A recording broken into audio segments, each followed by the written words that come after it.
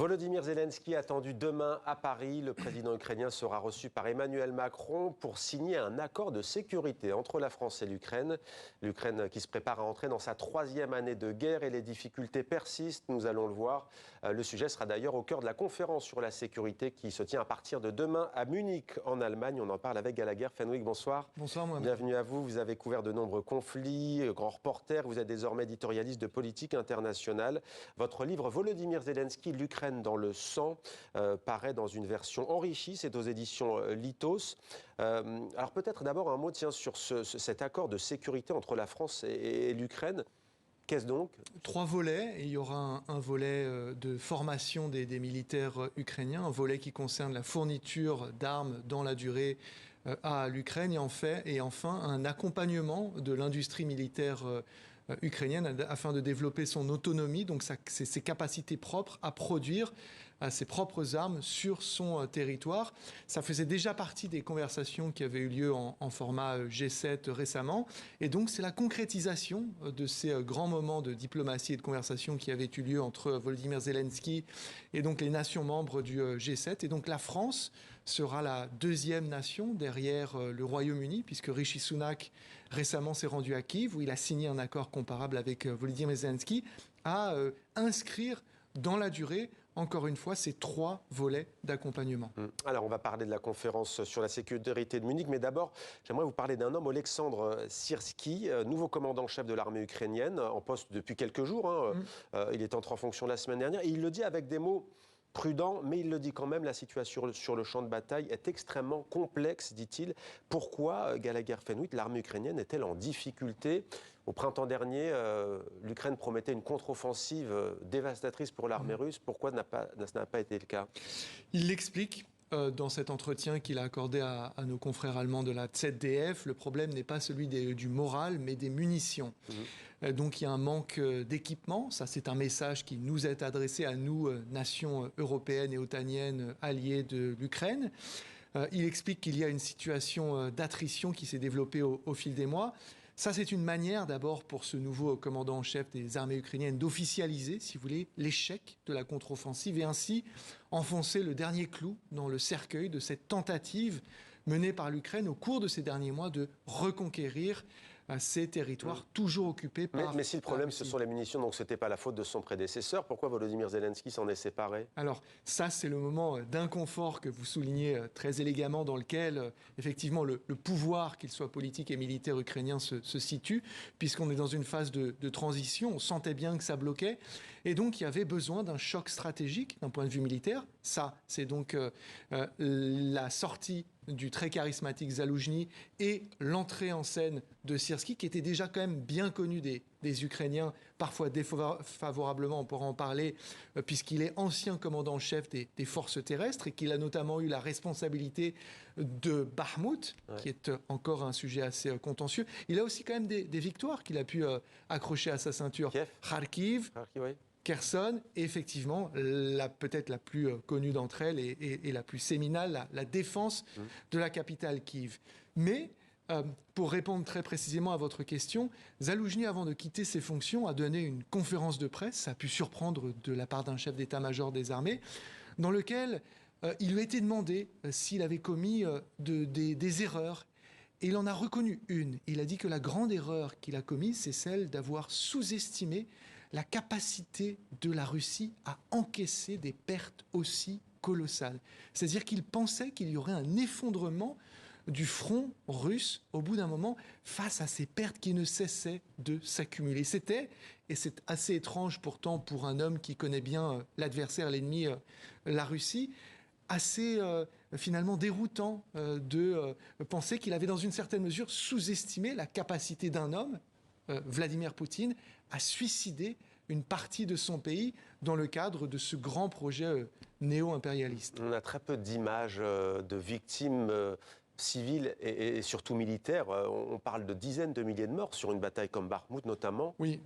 Non, et à l'échelle du pays, peut-être de centaines de milliers de morts, les chiffres ne cessent de s'accumuler. On a parfois certains qui émergent par le biais du renseignement américain ou d'autres sources, c'est probablement le plus grand secret stratégique pour les belligérants, les pertes, donc ils n'officialisent jamais rien. Ouais. Il y a une fois... Mais des deux côtés, on ne voit jamais de cercueil, en fait, Oui, qui rentrent au pays pour la Russie ou qui sont enterrés à Kiev ou dans les villes d'origine de ces soldats ukrainiens. Mais c'est compréhensible dans une certaine mesure. Quand vous êtes russe, rappelez-vous l'épisode des cercueils de zinc, Svetlana Alexievitch, c'est ce qui a fait basculer le conflit que menait la Russie en Afghanistan. Et puis, pour les Ukrainiens, on est dans un pays dans un moment où le pays essaye de mobiliser une population qui, pour une partie d'elle, est démobilisée. Et donc, rendre visible la mort sur le front, les cercueils, ce serait compliquer davantage cet effort de mobilisation et peut-être pénaliser un discours politique qui cherche toujours à mobiliser et à galvaniser une population au moment où on sent un début de fatigue, parfois même de résignation.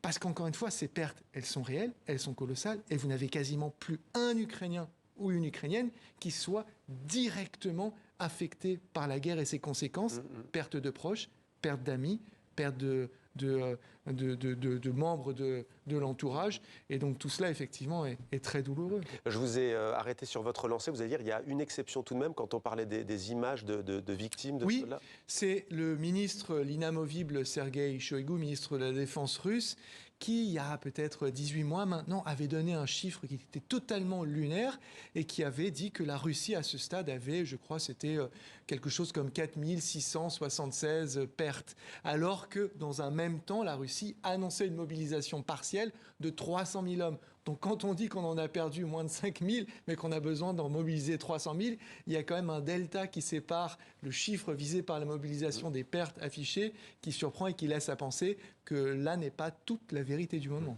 Vous avez parlé de Bakhmout tout à l'heure. Il y a un autre nom, celui d'une ville du Donbass qui résonne aujourd'hui, qui est devenue l'épicentre de ce conflit. C'est Avdiivka. On est à quelques kilomètres de Donetsk.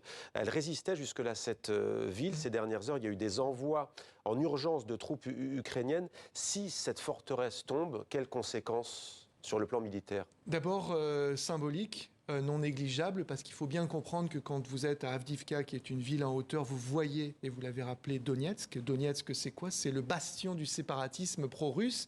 Et dans une certaine mesure, cette ville, d'ailleurs pas dans une certaine mesure, mais totalement, elle est sur le front depuis 2014. Elle a été, pendant un temps, tenue par les séparatistes, rapidement reprise par les Ukrainiens, qui ne l'ont jamais quittée depuis 10 ans maintenant. Donc c'est... Depuis 2014. Exactement, et vous avez raison. C'est finalement le dossier qui est tout en haut de la pile de ceux qui attendent Syrski, le nouveau commandant en chef des armées, sur son bureau. Maintenant, vous posez une bonne question. Quelles conséquences concrètes militaires?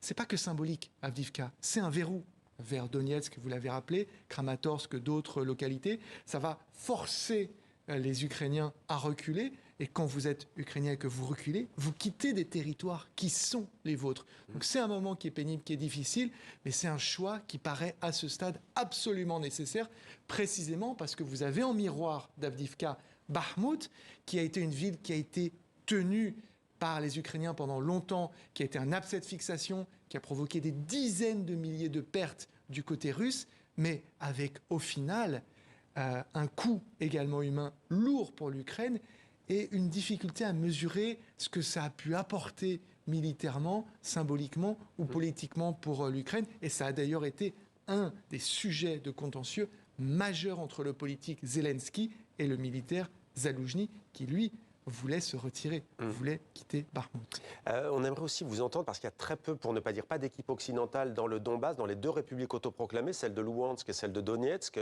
La Crimée, elle a été annexée. Ces deux républiques autoproclamées donc administrent désormais ces zones, y compris, je crois, les pensions qui, jusqu'en 2022 et l'invasion, étaient payées par l'Ukraine. C'est désormais plus le cas. On a des passeports russes, l'école est russe. Est-ce qu'on sait quel est l'état d'esprit des populations russophones de ces régions aujourd'hui? Alors déjà, pour être précis, aussi bien Donetsk que Louhansk, Zaporijia et Kherson ont été annexés. Donc, ce ne sont plus des républiques autoproclamées. C'est vrai qu'on dit souvent la occupées, Russie, mais elles sont occupées, annexées. Oui, c'est-à-dire que Vladimir Poutine, rappelez-vous ce grand discours qu'il avait prononcé en septembre 2022, 22, oui 22, il considère que ça fait désormais partie de la Fédération de Russie. On voit la carte, ça veut dire que l'Ukraine, à ce jour, est amputée d'une partie comme la taille du Portugal. Ah mais complètement. Et donc, sur l'état d'esprit, en réalité, il y a des Ukrainiens pro-russes qui sont ravis de faire partie désormais de la Fédération de Russie. Ouais. Ça, c'est une voie qui en ont marre de la guerre aussi. Oui, qu'il faut reconnaître. Il y a une fatigue. Et puis, il y avait l'aspiration d'appartenir à cet immense pays qui avait fait plein de promesses, qui n'en a tenu absolument aucune, mais néanmoins, par adhésion idéologique ou proximité, presque épidermique, j'allais dire, il y a ça. Et puis, il y a quand même, il y a du, j'en terminerai par là rapidement, il y a du dissensus. Mais vous imaginez bien que dans un territoire occupé, annexé, être dans une position, si vous voulez, de désapprobation, donc être du côté de la résistance, c'est extrêmement dangereux, et ce qui rend l'exercice consistant à mesurer, si vous voulez, cette désapprobation et ce dissensus très, très compliqué, puisque tous ces territoires sont étroitement verrouillés. Oui, les lois d'ailleurs appliquées en Russie sont appliquées dans ces territoires désormais, donc c'est impossible de critiquer la guerre sous peine de sanctions pénales. Un point qu'on aborde rarement, pourquoi Volodymyr Zelensky, auquel vous avez consacré ce livre, pourquoi est-ce qu'il ne parle pas à ces populations ? Alors, il leur parle, et d'ailleurs, relativement récemment, il a eu cette phrase assez troublante, où il a commencé à suggérer, envisager que ce serait peut-être quand même très compliqué de reprendre le Donbass, je cite, où nous ne sommes pas, nous Ukrainiens, toujours attendus. C'était effectivement une manière de répondre bien mieux que moi à la question précédente que vous me posiez sur le regard que certaines des populations qui habitent dans ces zones désormais annexées jettent en direction non pas de Moscou, mais de Kiev. Et donc, ça voudrait dire qu'il pourrait commencer à vouloir discuter avec Vladimir Poutine et à renoncer à ces territoires ? Alors, ce serait politiquement à l'heure actuelle suicidaire de le dire de manière aussi explicite, mais avec cette perspective dont vous parliez dans votre journal juste avant, les élections américaines qui approchent, effectivement, il va en être question, non pas officiellement, mais dans les coulisses ce week-end à Munich pour la conférence de la sécurité, où Zelensky va voir certains de ses homologues. Évidemment qu'on commence à envisager la discussion de la négociation. Justement, la présidentielle américaine, vous en parliez. Alors Vladimir Poutine, il préfère qui ? Le retour de Donald Trump ou la reconduction de Joe Biden ? Écoutez plutôt. Qui est le meilleur pour nous, Biden ou Trump ? Biden, c'est une personne plus expérimentée. Il est prévisible. C'est un homme politique à l'ancienne. Mais nous travaillerons avec tout dirigeant américain auquel le peuple américain fera confiance.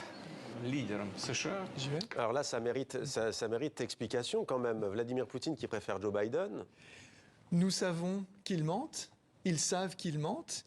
Ils savent que nous savons qu'ils mentent. Et ils persistent à continuer à mentir. C'est du Solzhenitsyn très mal cité. Je l'ai un peu mutilé cette citation. C'est un moment de manipulation. Il y a une tentative d'effraction de la part de Vladimir Poutine dans la démocratie américaine.